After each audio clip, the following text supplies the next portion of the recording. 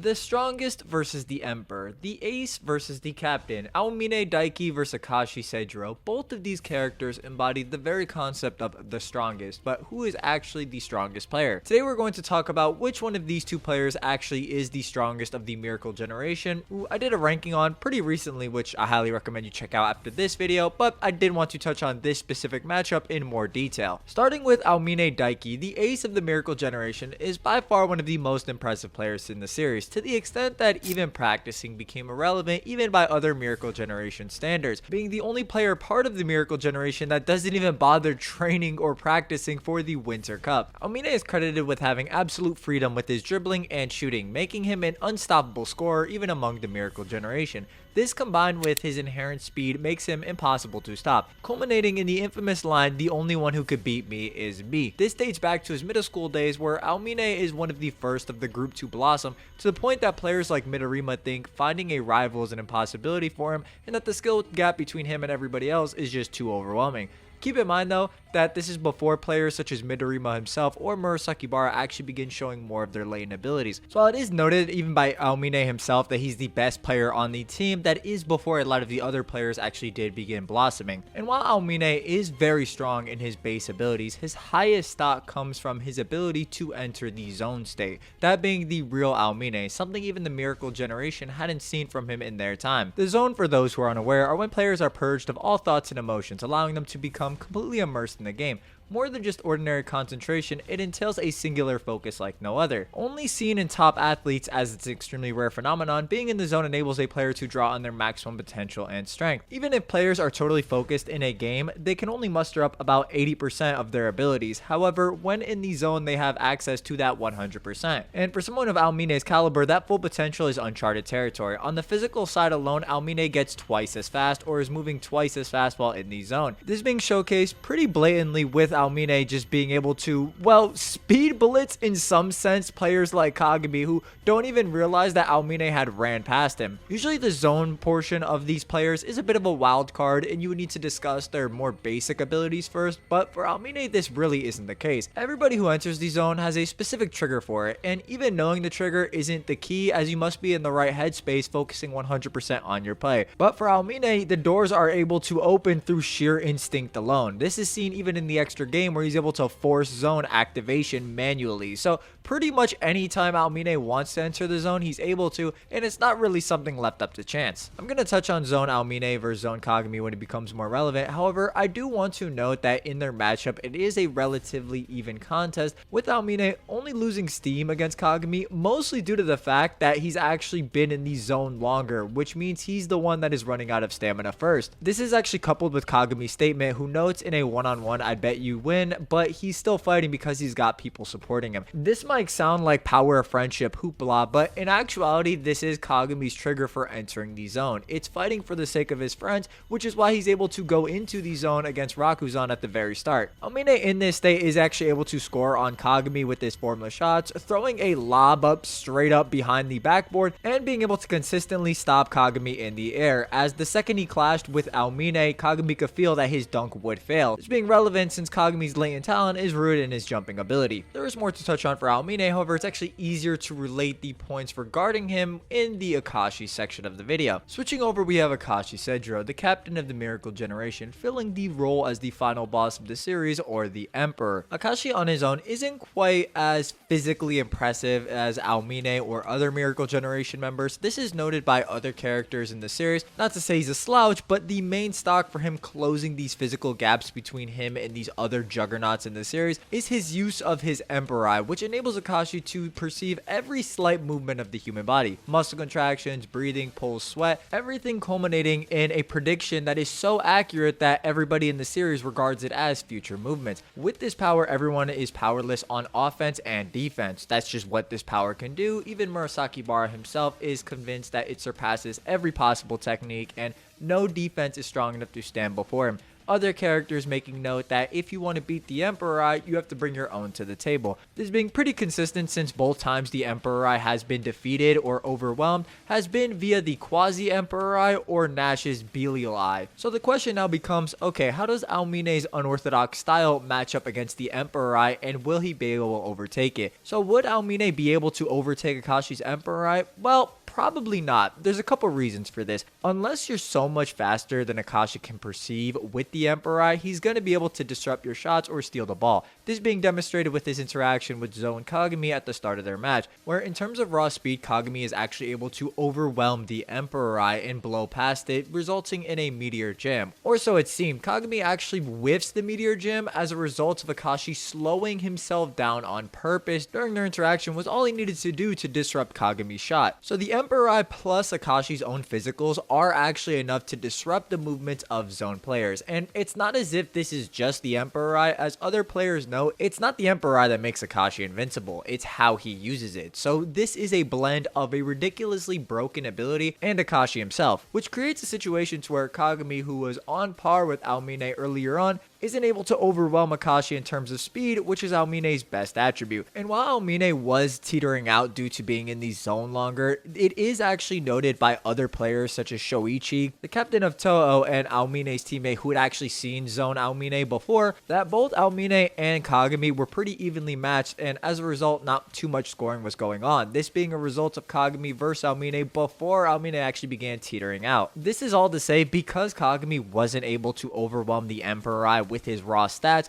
there's no reason to say Aomine's raw stats would be able to either, especially since speed, his best attribute, was directly on par with Kagami's speed. Now, this also gets into Aomine's playstyle, his unorthodox style having complete freedom. Does this really matter? Well, not particularly, since the Emperor is going to be seeing Aomine's physical movements, and as a result, at some point during Aomine's dribbling, a turnover is going to occur. It doesn't really change the fact since the Emperor just relies on physical movements, meaning Aomine as a whole does get countered. This is seen with other players who are superior physically to Akashi, such as Murasaki Bara, who is the most physically gifted member against the Miracle Generation. There is a layer to this discussion, however, if Aomine actually dives deeper into the zone like Kagami did against Akashi, where his defensive range increases to where Akashi is actually forced to pass to get around Kagami, creates a pretty ridiculous feat. Granted, this is in defensive capability, which means Aomine might not be up to par, but his defensive range should increase considering characters like Kagami and Akashi both have their defensive ranges increases in the zone, so it doesn't have to be exactly the same extent to Kagami's. The way it's described, the zone feels as if you're sinking down in water, and the deeper you dive, the sharper your skills get. This is assuming Aomine actually does get to that point where he's at the bottom, which realistically he should be able to hypothetically, since he's the one who explained it to Kagami and has noted he's hit the bottom before, where the gates lie and someone is guarding the gates. It's likely this would be the version of Aomine in the zone that would be needed to pressure Akashi, but even then we've seen Akashi sink threes in response to Kagami's zone range, so it's not end all be all, but this is probably where Aomine's best win condition lies. If this situation were to occur, this is actually where the zone trigger conversation comes back into play, as both of these characters have the ability to manually enter the zone, just under different conditions. Aomine actually serving as the model for Akashi discovering his own trigger to enter the zone. Akashi's trigger for entering the zone is total victory by himself, not maneuvering his players to victory, but rather the will to break away and act on his own, essentially where he decides to rely on his strength alone and abandons his teammate. And when it comes to zone-on-zone combat, Akashi is coming out much more confidently, having speed to the point Kagami himself can't catch up, which is very impressive considering this is Kagami who is at the bottom of the zone ocean, so to speak, and can't actually improve anymore. Couple this with the Emperor, which is able to tackle a lesser form of zone that Akashi stacks with his form of zone, it creates an unstoppable monster, to the point Kagami himself was just looking like a beginner and not able to stop Akashi in any capacity. And in terms of physical ability, again, Aomine would still be a superior scorer, and characters like Murasaki Bara would still be a better defender. However, due to the Emperor, that singular ability that lets him see the future, as fast as they run, as high as they jump, when his reflexes kick in after seeing what they're going to do, they can't fight his foresight. This isn't to say Aomine couldn't score with his formless shots, as they're very hard to stop even by other zone player metrics, but in pretty much every instance, it's going to result in either a turnover or Aomine just won't be able to stop Akashi's Emperor on defense, and offensively won't be able to get past it with his raw speed or unorthodox dribbling style. More often than not in this discussion, a lot of people conflate Aomine being the ace of the Miracle Generation as him being outright the best of the group. Part of the reason Aomine is the ace is rooted in his style, which we discussed earlier, where his dribbling and shooting motions are completely formless, giving him complete freedom, which is why he's the unstoppable scorer. This is why Daiki Aomine is the ace of the Miracle Generation. This is just noted explicitly in the manga. But furthermore, Aomine just blossomed before a lot of other members of the Miracle Generation, hence he was actually better than them for a good portion of time. Because he was so much better, he stopped practicing, which essentially stunted his potential. So this is to say, a Aomine who was practicing the entire time could have potentially outperformed all of the Miracle Generation. Potentially. We just don't have a metric for that since Aomine pretty much stopped practicing due to how good he was earlier on. It's kind of an Anakin Skywalker situation to where we just don't get to see that complete Aomine. Even though he doesn't have the most latent potential of the Miracle Generation, he still would be ridiculous if he continued to practice. There's also the idea or the narrative behind the strongest archetype. While both of these characters embody the pinnacle of strength or are the representation of the strongest, they embody it in different ways. Aomine is actually very similar to characters like Satoru Gojo from JJK or Sosuke Aizen in Bleach, where that he's experiencing the extensive loneliness that comes with unrivaled skill or strength, being someone who, however deep down, yearns for someone to relate to, someone who can ease their loneliness and become a rival to them. These characters are so much stronger or better than everyone else around them that they're isolated in a tier of their own and want someone else to enter it. In Aomine's case, this is pretty explicit, with it even being noted it seems like Aomine wants to lose. This is very different for Akashi. He embodies the emperor, the strongest, the pinnacle, where winning is synonymous with breathing. For Akashi, not just in basketball, but life, winning is absolute. This is why when his Emperor Eye is being overtaken by the combo of Kagami and Kuroko, he completely shuts down not only as a player but as an individual. One player is so good at basketball that he just wanted somebody on his level so he can enjoy playing the game he once loved, whereas Akashi just needed to win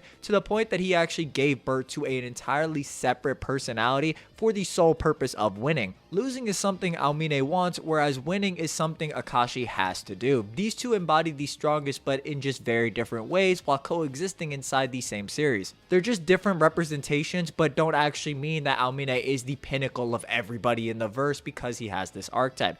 This begs the question, well, does anything change with Kuroko no Basket Extra Game? I get into this a lot more again in my ranking the Miracle Generation video, where I cross-examine pretty much everybody's performance in that game, but it actually doesn't change too much and actually skews much more heavily in Akashi's favor as his Emperor Eye evolves further in that game, along with having direct scaling to Nash Jr., someone who can dominate players like Zone Kagami in the air, whereas Aomine actually faces off against Jason Silver, who is superior to Kagami in jumping ability, Murasaki Bara in power, and Aomine in terms of speed. However, it should be noted that once these characters reach higher performances or enter the zone, they are able to surpass Jason Silver in their respective categories. Aomine himself being no exception to this. It's just that Nash Jr. actually just scales beyond these zone caliber players and requires Akashi to merge with his other personality in order to complete his Emperor Eye, which was incomplete before in that it could only see the future of one player at a time, whereas now it's able to see the future, a farther future of each player on the court at the same time, also being able to allow Akashi to react to Nash Jr. going all out, which allowed him to surpass that zone caliber of player. It's also noted that when Akashi switches to the personality that has ownership or uses the Emperor Eye more, that he's the most reliable member on the team. Aomine does have good feats in this game, such as having the stamina to actually play the entirety of the game, but this isn't outside what Akashi himself is also able to do. Keep in mind that Akashi can just use the Emperor Eye for the entirety of the game, whereas Aomine can actually run out of stamina pretty quickly as he can only use zone for a couple minutes, and when that zone is needed to actually enter the combo against Akashi in the first place, it doesn't really look good. This also isn't even discussing the team aspect of this and how as a support player Akashi is far better than Aomine as well. This should be pretty self-explanatory as Aomine's basketball style is very self-reliant, whereas Akashi can not only support his team with ridiculous passes via the Emperor Eye as well, but also has the potential, if the players on his team are of a high enough enough caliber to allow them to enter the zone. It should be noted though that he only allowed the uncrowned kings to enter a zone state of 90%, not 100%, but it still should be noted that his perfect passes create such a rhythm that he can blatantly strengthen his team's performance as well. So it really begs the question, why is Aomine considered the strongest? And it usually goes back to people considering the ace narrative or him embodying the strongest archetype, but that's not something Akashi himself doesn't embody. He just takes it to another level. So this really isn't a fair debate. A much more nuanced discussion would be a full potential Aomine who continued practicing past his middle school days, because you can make a valid case that Aomine's skills were just from his middle school as he wasn't really practicing,